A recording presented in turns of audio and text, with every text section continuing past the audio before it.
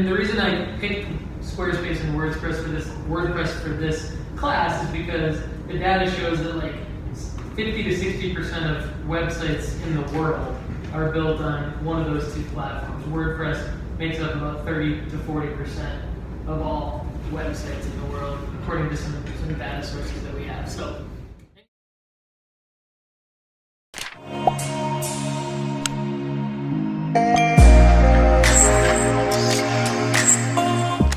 So your UA number is significant because you might have like SquareSpace, for example. If anyone has a SquareSpace website in here, to install it in Squarespace, basically all you need is just a UA number. And you log in and go to website advanced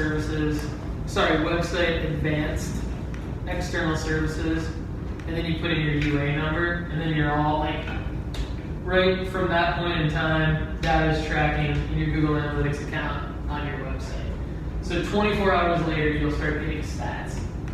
And then for WordPress, and the reason I picked Squarespace and WordPress for this class is because the data shows that like 50 to 60% of websites in the world are built on one of those two platforms. WordPress makes up about 30 to 40% of all websites in the world, according to some data sources that we have. So anyway, some themes have like a Google Analytics panel.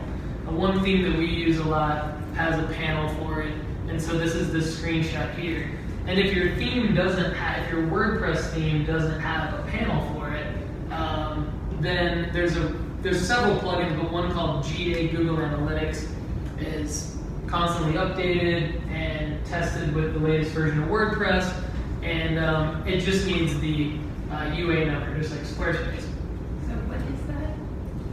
Sorry? I'm not clear what GA Google Analytics is. Oh, sorry. So GA Google Analytics would be a WordPress plugin.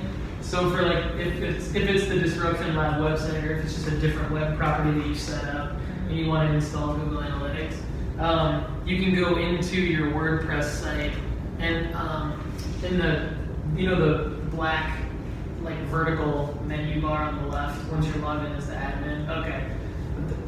There's a section called plugins, and it's just as simple as like searching GA Google Analytics and it'll load. This is just a screenshot, and you just click install now. And it's just a nice dashboard way of looking at your Google Analytics? Or No, it's actually just a way to put the tracking code on your site so that the data starts tracking in your Google Analytics.